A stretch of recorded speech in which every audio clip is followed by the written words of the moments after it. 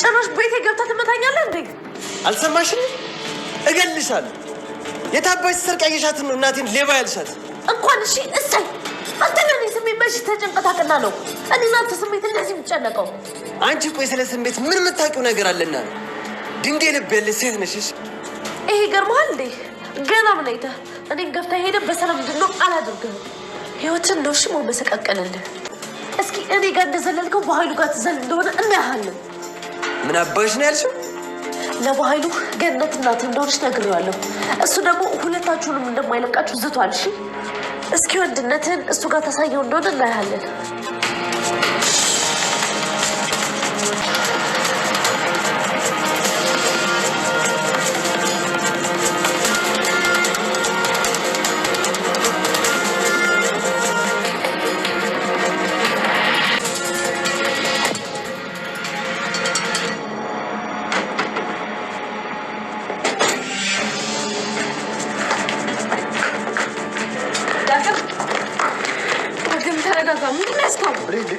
ጩቤ ነው አይደል ያዝከው? ምን ላደርግልህ ነው? ልቀቂኝ! ልጄ ተጎዳሽ? እስኪ እናቴ ዳግም ጩቤ ይዞ ነው ሄደው። ተከተል። ከሰው ጋር ሊጣላ ነው። ተከተል እናቴ። ቶሎ ልጄ ዳግም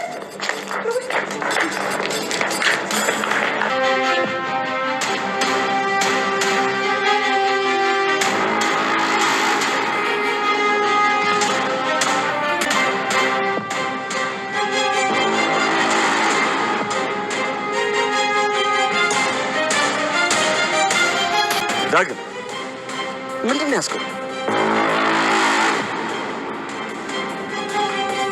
ተረጋጋ።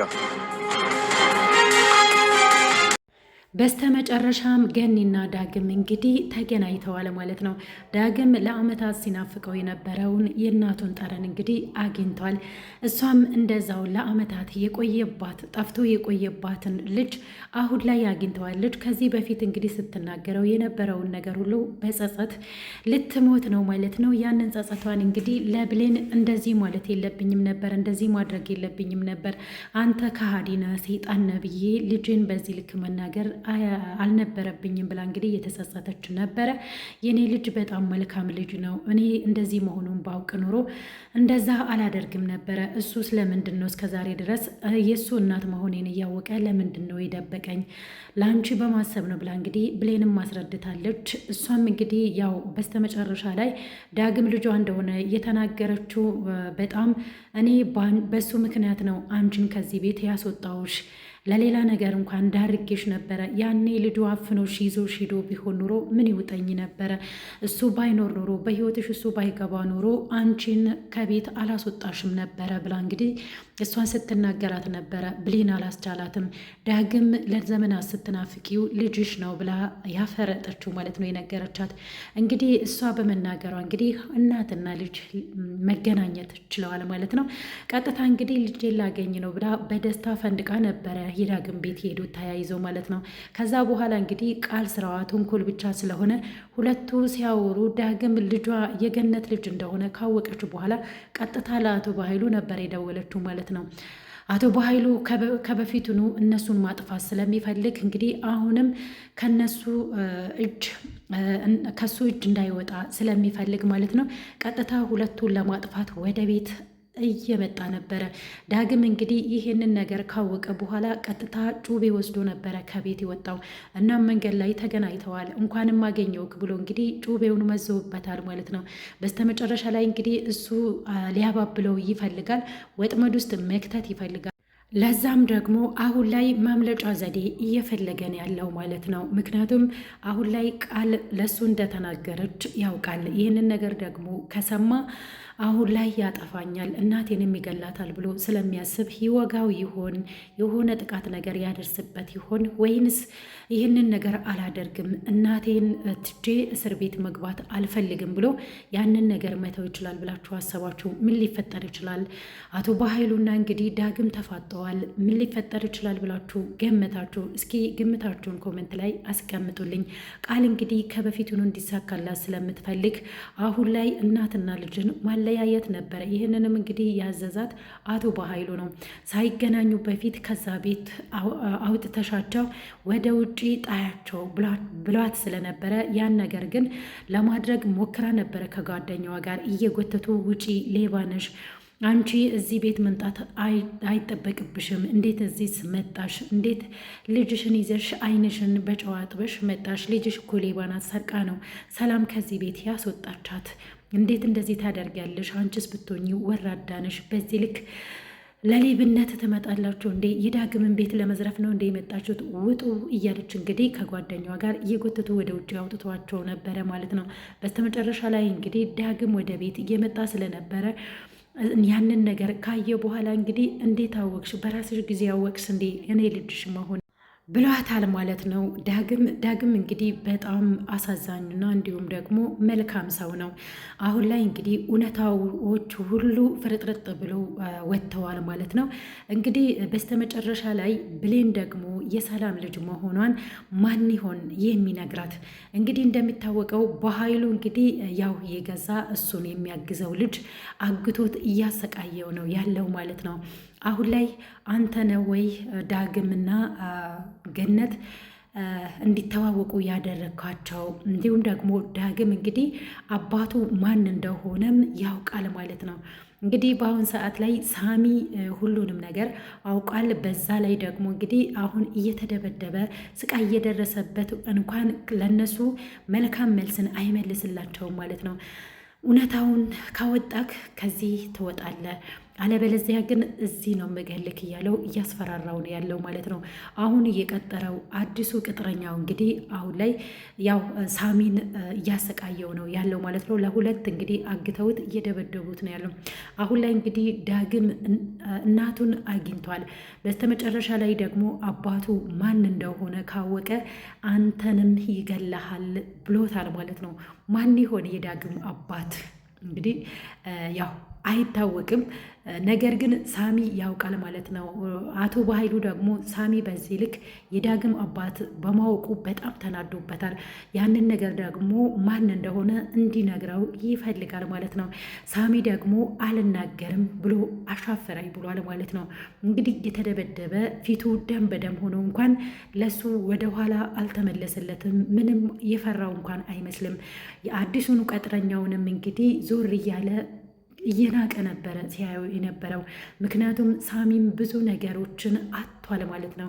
እንግዲህ ቅጥረኛው ሆኖ ከሱ ጋር እንዲሰራ ያደረገው ነገር አንድ ነገር ብቻ ነው ማለት ነው። ምክንያቱም እሱም ወላጅ እናቱን አቶ በኃይሉ ሰበብ ነው ያጣው ይመስለኛል፣ እንደተናገረው ለዳግም ማለት ነው። እንግዲህ በስተመጨረሻ ላይ ምናልባት ከዛ ከታገተበት ሊያመልጥ ይችላል ማለት ነው። አሁን ላይ በኃይሉ እንግዲህ ከዛ ወጥቶ ወደ ዳግም መጥቷል። ይህንን አጋጣሚ ተጠቅሞ እንግዲህ ሳሚ ደግሞ ከታሰረበት ወይ ደግሞ ከታገተበት ሊያመልጥ ይችላል ማለት ነው። እንግዲህ ያው አደራ ድራማ በጣም ደስ የሚልና አስተማሪ ድራማ ነው ማለት ነው። ዳግምና ገነት እንግዲህ በዚህ ልክ በጣም ደስተኛ ሆነው እየኖሩ ነው ያሉት። ነገር ግን በኃይሉ በህይወት እያለ እነሱ ሰላም አያገኙም ማለት ነው።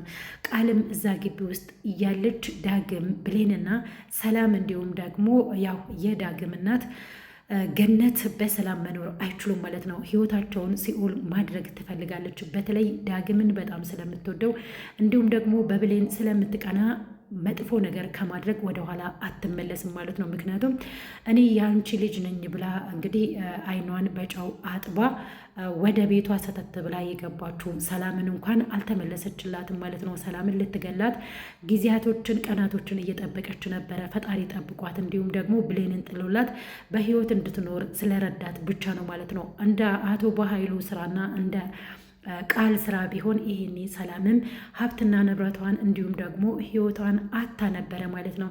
እንግዲህ እግዚአብሔር አንድም ሁለት በሰው ላይ አድሮ የሰውን ህይወት ከመከራ ከስቃይ እንድንድን እንድንተርፍ ያደርጋል ማለት ነው።